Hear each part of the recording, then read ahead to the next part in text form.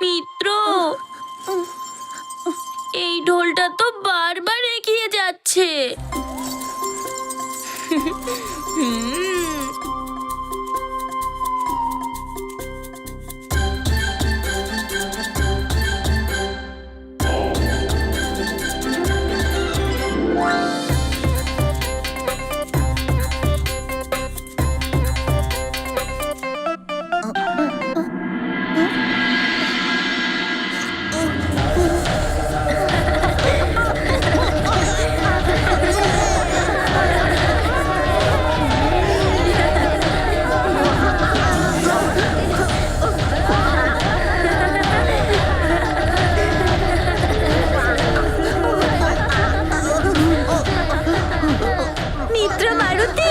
তুমি তো ঢোলও খুব ভালো বাজাও।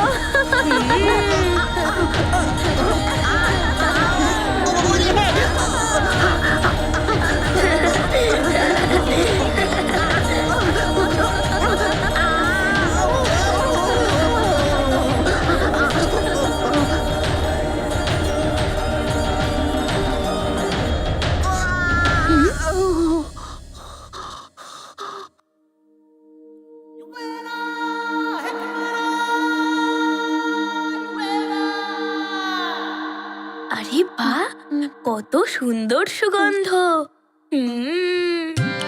কোথা থেকে আসছে এটা?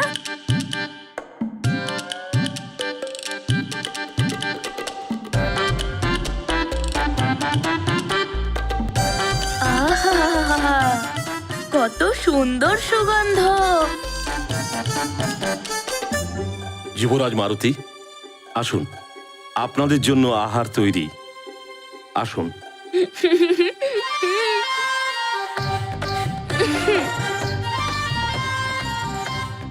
চলো মিত্র।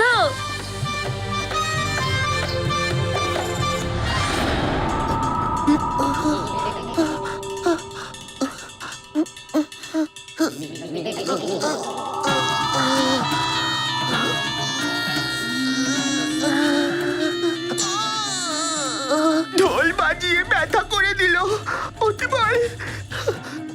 এত মার খেয়ে তোর তো আর বল নেই।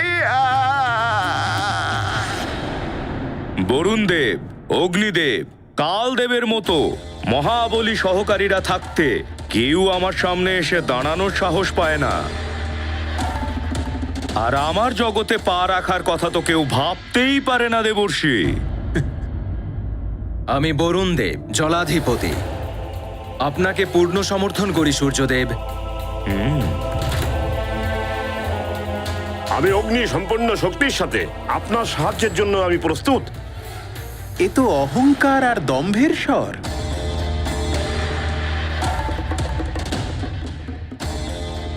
আমি কালদেব থাকা সত্ত্বেও কেউ সূর্যলোকে পা রাখার সাহস করবে কি করে? সূর্যদেব, দম্ভ দৈত্যদের শোভা দেয়, দেবতাদের তো দয়াময় থাকাই উচিত। দেবর্ষি, আপনি আমাকে দৈত্য বলছেন?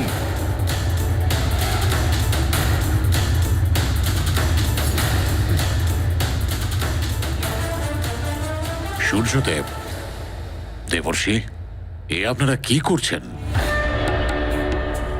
একটা ছোট্ট কথাকে এতটা বড় করে তুলবেন না। আমরা এখানে অসুরদের থেকে সৃষ্টির মুক্তি নিয়ে চিন্তা করছিলাম। আপনি শান্ত হন সূর্যদেব। হে প্রাণবল্লভ, সূর্য দেবতাকে তো মহাপরাক্রমী হিসেবে মানা হয়, তাও ওনার মধ্যে এত অহংকার। প্রিয়ে, জ্ঞান বিনম্রতাকে বৃদ্ধি করে। জ্ঞান অর্জনের কোনো সীমা হয় না, কিন্তু যেদিন এটা প্রতীত হয় যে এখন আর জ্ঞানের প্রয়োজন নেই ও পূর্ণ জ্ঞানী হয়ে পড়েছে, সেই দিন ওই মুহূর্ত থেকে জ্ঞান অহংকারে পরিবর্তিত হতে শুরু করে।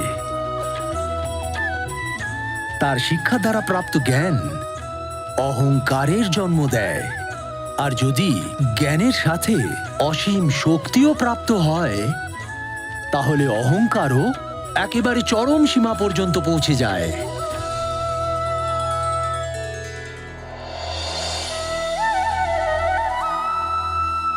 একজন যোগীর পরীক্ষা এরকমই পরিস্থিতিতে হয়ে থাকে। সত্যিকারের যোগী অসীম জ্ঞান আর অতুলনীয় শক্তি পেয়েও বিনম্র থাকেন আর মোক্ষের পথকে প্রশস্ত করেন।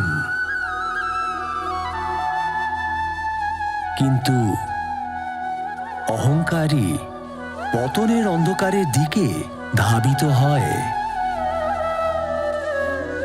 এটাই সূর্যদেবের সাথে পুনরাবৃত্তি হতে চলেছিল।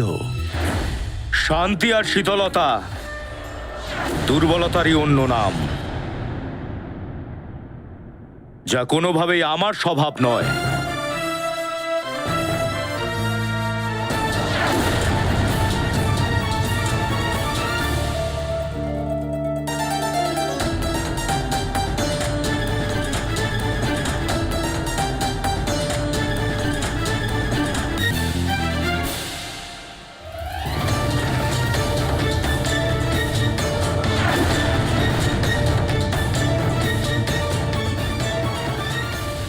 সূর্যদেব, আপনার এই অহংকার তো আমি চূর্ণ করবই। সুমেরু রাজ্যে আয়োজিত হতে চলা অনুষ্ঠানে আপনার এই অহংকার চূর্ণের নিমিত্ত হবে।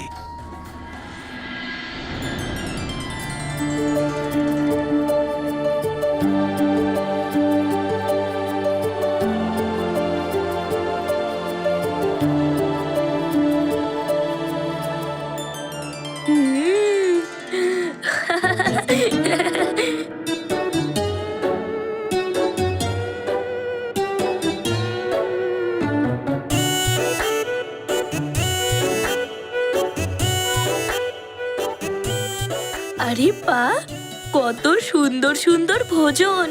এদের সুগন্ধ বলছে যে এটা খুবই মধুর আর মিষ্টি হতে চলেছে। মা তো আজ পর্যন্ত মারুতিকে এত সুস্বাদু খাবার খাওয়াইনি। যুবরাজ মারুতি, গ্রহণ করুন।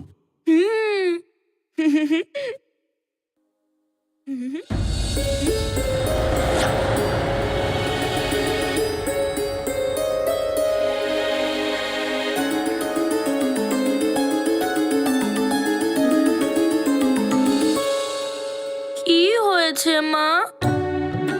পুত্র মারুতি, তুমি এগুলো এখন খেতে পারবে না। মা, এগুলো কি খাবার যোগ্য নয়?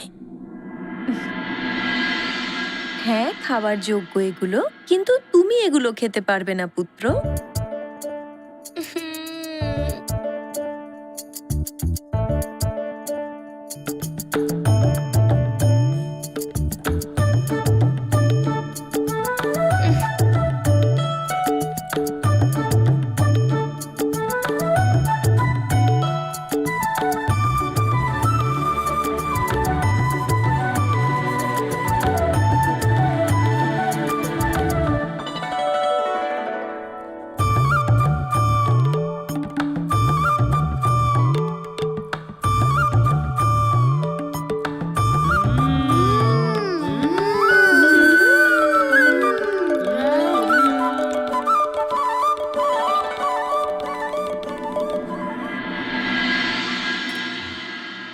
বাহ, কি মিষ্টি লাড্ডু এটা! আরে প্যারাটাও খুব সুস্বাদু।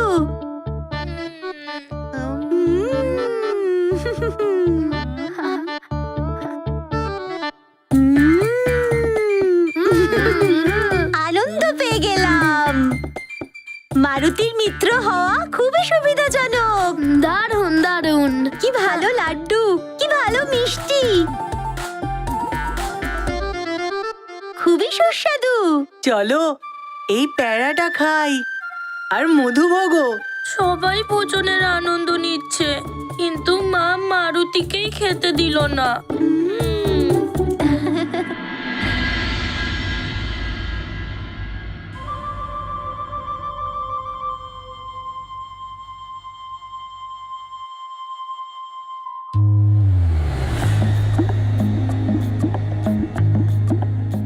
মিত্র,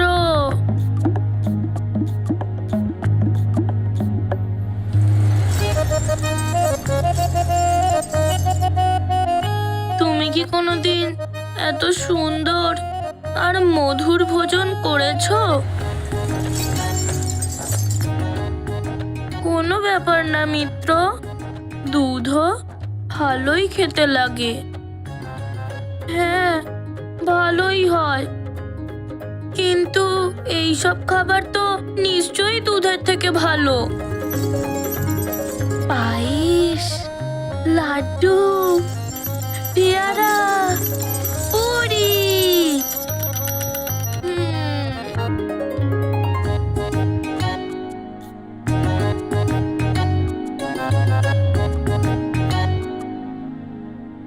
মারুতি,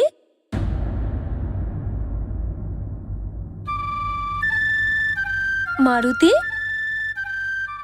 পুত্র, তুমি ওখানে ওভাবে কেন বসে আছো?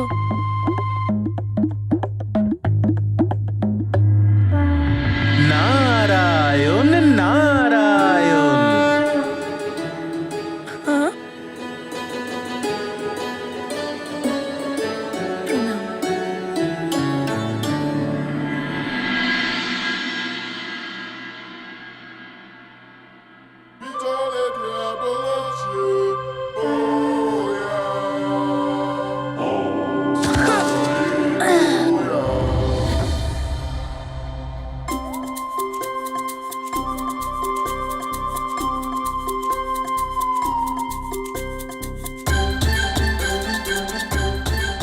প্রণাম।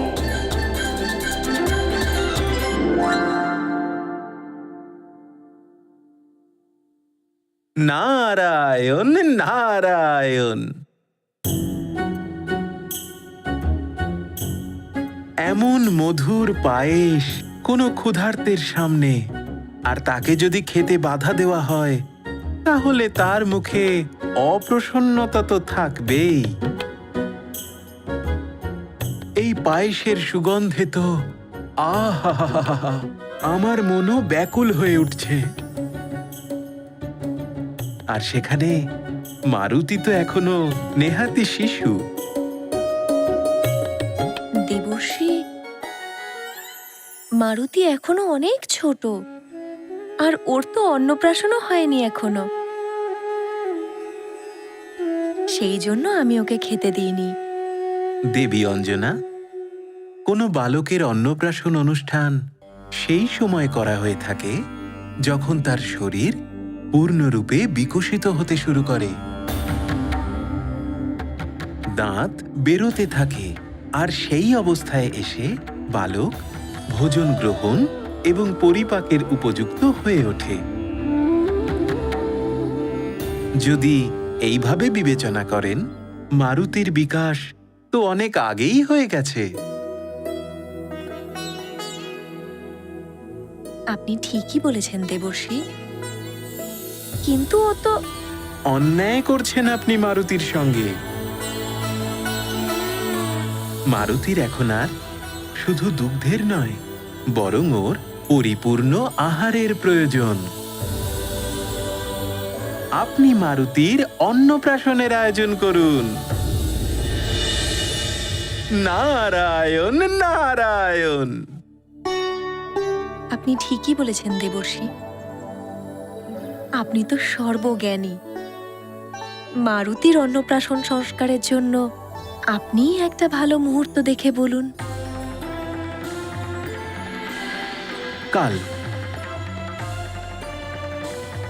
কালকেই অন্নপ্রাশনের আয়োজন করে ফেলুন। কালকেই উত্তম মুহূর্ত রয়েছে, তারপরে অমাবস্যা লেগে যাবে, সূর্যগ্রহণ পরশু প্রভাতে আরম্ভ হয়ে যাবে। তার পূর্বেই সমস্ত সংস্কার সম্পূর্ণ করে ফেলুন। নারায়ণ নারায়ণ। দেবর্ষি, আমি অতি শীঘ্র গিয়ে মহারাজকে এই সুসংবাদটা দিয়ে আসছি দেবর্ষি। আর কালকের জন্য ব্যবস্থাও করছি।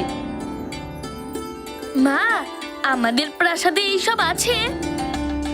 পেয়ারা, পায়েস, লাড্ডু এইসব আছে? হ্যাঁ পুত্র, সবকিছু আছে। ভান্ডারের সবটা তোমার। পুরো ভান্ডার? তাহলে মারুতি কেন দেখতে পেল না? তাহলে কি অন্নপ্রাশনের পরে আমিও এইসব খাবার খেতে পারবো মা? হ্যাঁ, অন্নপ্রাশনের পর তুমি সবকিছু খেতে পারবে পুত্র। কালকে মারুতির অন্নপ্রাশন হবে।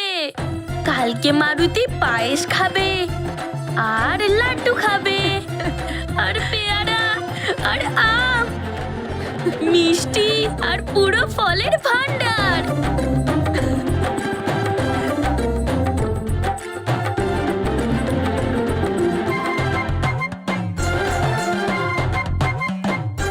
প্রণাম।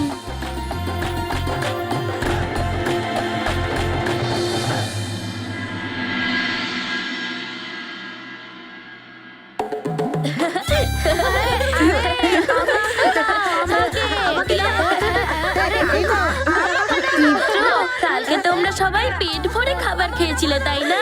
আজ আমার মাও আমার জন্য অনেক সুস্বাদু খাবার বানাচ্ছে।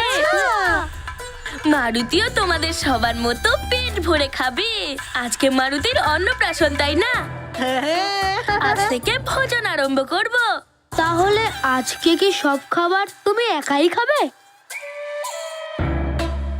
না মিত্র, এমন কোনোদিন হয়েছে যে মারুতি নিজের মিত্রদের না খাইয়ে নিজে একা একা খেয়ে নিয়েছে? মারুতির সাথে মারুতির সব মিত্ররা খাবে।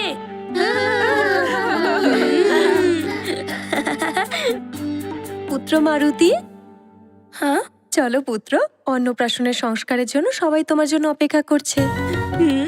চলো। আরে রে রে, এটাকে এখানে রেখে যাও।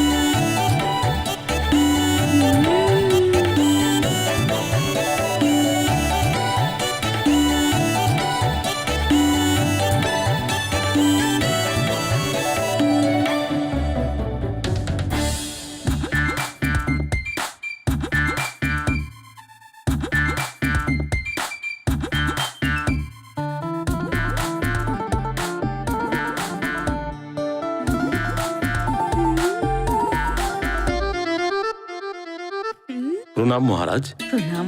প্রণাম মহারানী। যুবরাজ, অন্নপ্রাশনের শুভেচ্ছা জানাই। যুবরাজ, আমাদের পক্ষ থেকে এই তুচ্ছ উপহার গ্রহণ করুন।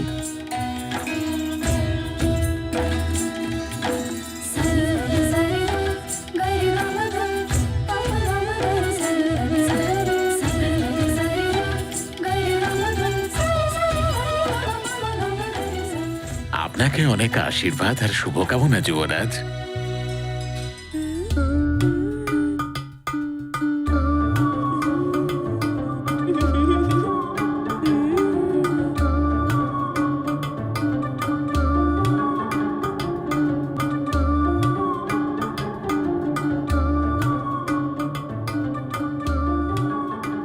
এই লাড্ডু অবশ্যই মিষ্টি হবে। আরে পুরি, এটা কেমন লাগবে খেতে? মারুতি তো সামলাতেই পারছে না নিজেকে। জানি না কেন এত বিলম্ব করছে সবাই। বালক মারুতির খিদে বেড়েই চলেছে, আর এটাই তো আমিও চেয়েছিলাম।